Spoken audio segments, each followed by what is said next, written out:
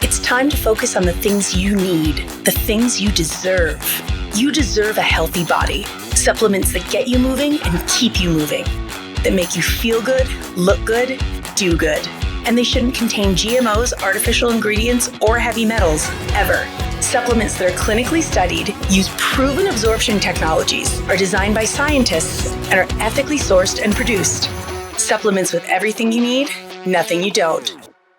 You deserve a company that you can trust, that's dedicated to safe manufacturing practices and third-party testing, that ensures the highest quality of effectiveness from extraction of ingredients all the way to the composition of the packaging. Wait a second. You deserve to see the process.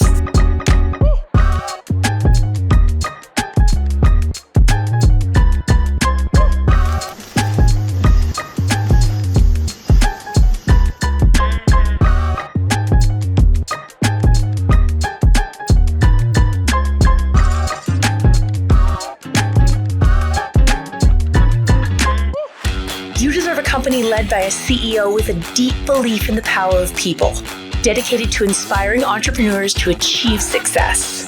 A company with a phytonutrient chemist and expert on natural molecules who is obsessed with human health and has your best interest in mind to design its products. A board comprised of talented doctors from around the world. You deserve to be surrounded by people you trust and look up to. Empowered ambassadors that inspire wellness every day. Leaders who are rooting for you to be the best version of yourself.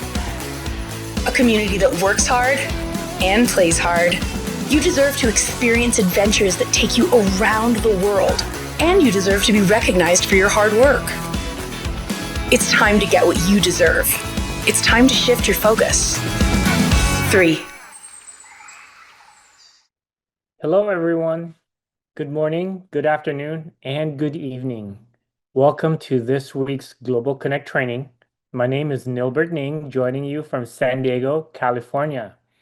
I'm a retired naval officer after serving 22 years in the military and turned entrepreneur, and I'm now building in this industry.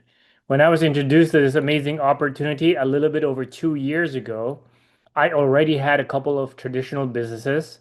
However, after experiencing remarkable results with the products and after seeing the business model and the compensation plan, I jumped in with both feet. I'm so blessed to be part of this community, and I'm truly honored to be with you today. I'm excited you're here because we're diving into one of the most important skills you can master in this business: how to effectively enroll new brand ambassadors and customers. Let's be honest, enrollment is the lifeblood of our business. Whether you're just getting started or you've been doing this for a while, the ability to connect with someone, share the vision, and invite them to take action is what creates real growth. But here's the truth: enrolling is not about convincing, it's not about having the perfect pitch. It's about connecting with people, listening to what they need, and offering them a solution that aligns with their goals. So, today we're going to walk through the steps of the enrollment process: how to make authentic connections, how to handle objections with confidence, and how to follow through in a way that builds belief, not just a transaction. So, grab your notebooks, lean in, and get ready to sharpen one of the most powerful tools in your leadership toolkit. Let's dive in. So, why does enrollment matter? Well, your business grows when your team grows. This essentially means the size of your network determines your net worth. Does that make sense? Our most important asset in this business is our people. Enrollment is a transfer of belief. It isn't just a transaction, it's a transformation. People join people, not companies. So I remember when I first started with the business a little bit over 2 years ago, I was so excited that the first person I reached out to and connected with was my best friend from the Philippines. He was also a very successful entrepreneur. I spoke with him for about 10 minutes, and He signed up as the first brand ambassador with the company from the Philippines, and he signed up as a founder. Now, he joined because not because of the company. He didn't really know much about the company yet. Actually, he didn't know anything about the company other than what I told him. He didn't know anything about the products, but he joined because he believed in me. He joined because of the people, not the company, right? That is why when someone joins you, they're saying, I believe in you. So that belief begins with how you show up in the connection process. How do we connect authentically? Well, ask genuine questions, right? Ask questions that will help you get to know the person better. Listen more than you talk. Allow the person to tell you about themselves, right?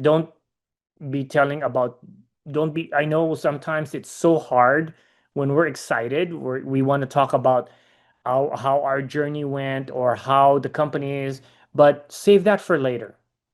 Listen and get to know your prospect, get to know your guest. That's how you connect. Understand their pain points and dreams.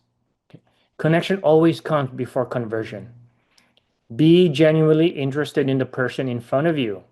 So ask what matters most to them and take notes. I'd love to share this experience I had not too long ago. So I was flying back from Salt Lake City on the way back to San Diego, just coming from our amazing convention. I was so fired up, and I was seated right next to this gentleman, and across from him, across the aisle, was his wife and his 5-year-old daughter. So we started talking, warm chatter, trying to get to know each other and trying to just pass the time. And we found out that we had a lot of things in common. Well, for one thing, we're both veterans. He served like 5 years in the U.S. Marine Corps, and he also is a very faith-based uh, person, entrepreneur, so to speak. And so we had a lot of things in common. And what's more important is that I found out he was also very open-minded. Well, he introduced me to his wife and to his daughter, and I took mental notes. So after we exchanged information, a few days later, I connected with him. I sent him a message asking him, hoping that he was settled in back at home. And I asked how his wife and daughter were doing by name. So I'm sure that really resonated with him because he, responded very positively. He said, "When can we connect?" And we're right now in the process of figuring out, what's the best plan for him with this opportunity. So remember, people don't care what you know until they know that you care. Another way of doing this is asking open-ended questions to get to know them better, right? Example, what's something exciting happening in your life right now? Get them to talk about what they're really excited about, or what's really uh, getting their attention right now. What's your biggest health wellness goal right now? Or what made you interested in learning about what I do? These are good open-ended questions that will help you find common ground and help you relate to their story and their experiences. One method I love to use is our form method to connect. It's very powerful and a very easy structure to build rapport naturally. So, for example, family. Do you have kids? How old are they? Right? It keeps the conversation warm and personal. What do you do for work? For occupation, what industry are you in if they happen to own their own business? For our recreation, what do you do for fun? What are your hobbies? M is for motivation. So, what would more time or more income or more energy allow you to do? What does your dream life look like? These are questions that will give you a really good insight into how to really connect effectively with your guest or with your prospect. So now that you've connected, what's next? Well, we share the vision, right? But remember, don't pitch, share. Be brief, be clear, and be passionate. Share your personal story. Tell them why you jumped on this opportunity, how it's helped you, and what kind of person thrives in our community. Cast a vision that they can see themselves in. Show them what's possible for them, right? So what you're looking for here is a need. Like if they mention any kind of like health or maybe financial challenge, that's your cue. You can use this to do a simple transition statement. I remember feeling the same way. Have you ever considered trying something natural to help with that? Or have you ever considered looking into new opportunities that will give you your time back? Right? I don't know if this is for you, but I'd love to share what's been working for me. So it's important to keep it very low pressure. Your goal is to invite, not convince. Okay. And what helps with this is using social proof. So social proof makes the opportunity feel tangible. Why? Because you share stories from your team. You highlight real testimonials and real results. You show them before and after lifestyle examples. You basically share stories that show people winning with or thriving in our community, even with, regardless of their busy schedule or having no prior experience. Just like me, all I knew was military. I didn't have any experience in this industry. This is why three opportunity showcases always feature testimonials. It shows your audience how our products and opportunity are changing people's lives. Okay, now that you were able to get your guests to attend an opportunity Zoom, following up and addressing any concerns is key. So addressing objections with curiosity, because objections are part and parcel to our industry. There will always be objections. The most common objections, well, I don't have time, I don't have money, or I'm not good at sales. You have to remember objections aren't rejections. They're just requests for reassurance. So ask questions like, what do you mean by that? Or can I share how others have overcome that? When you meet objections with calm confidence, you provide assurance to your prospect, to your guest. Showing your curiosity lets your guest know that you are genuinely interested in their concern. So how do we do this? We reframe objections positively. Here are a few ways to reframe objections, okay? So regarding time, well, that's exactly why this could help you. It gives you time freedom. Or if it's about money, the business helps people create extra income, not require it. Or for those who have no experience in sales, like yours truly, okay? This is not about, selling, it's about sharing. People love what's real. Okay. Most objections are limiting beliefs in disguise. So you help reassure them when you reframe them in a way that empowers them rather than pressures them. One real effective method in my experience is using the FFF method, the feel, felt, and found method.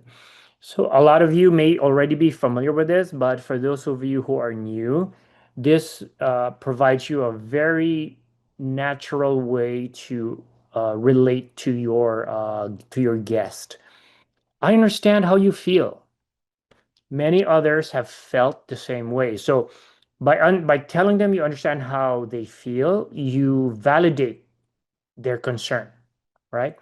When you say many others have felt the same way, you reassure them that they're not alone, that other people shared the same concern.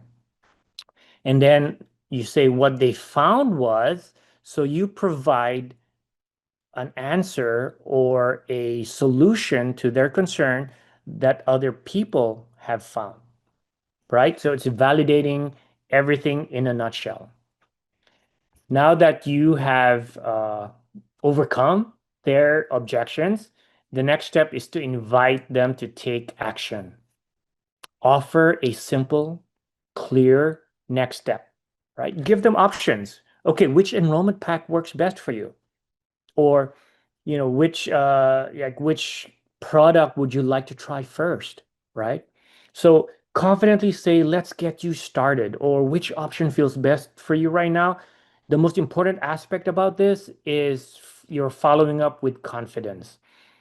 Don't fear the ask. Don't fear, asking them. This is how leaders lead. Remember, if you don't ask, guess what the answer will be? No. It will always be no. If you don't ask, the answer will always be no. Now that you've successfully enrolled them, they've joined your business either as a brand ambassador or customer. What next?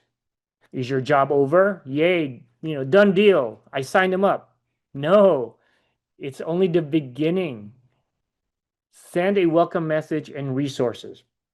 For my team, we have a standard operating procedure that we send a standard welcome message that is, that to every new brand ambassador with information about their logon, about the website, about their back office, about the weekly schedule for corporate calls, as well as team schedules for training and huddles. We also schedule their first launch call. So we always set up new partners with their business launch, whether it's virtual or in person, as soon as possible. This is to help them get jump started. You are leveraging the excitement and motivation they have from joining. Remember, speed is our friend in this business. You can build it slow or you can build it fast. It is totally up to you. But I can tell you, building it fast is the only way to really grow your business exponentially. Add them to your team chat and guide them through the first steps. It's important to get your new brand ambassador or even your customer acquainted with all the resources that we have. Like, for example, we have an amazing welcome orientation workbook, right? Provide them all the tools necessary to succeed. We follow the same concept in the military for all of our new recruits. So whenever we get new people in, new members to the team, we make sure to provide them all the resources to succeed. And that includes guiding them through all the steps, as well as reassuring them that their leadership is always there to support them.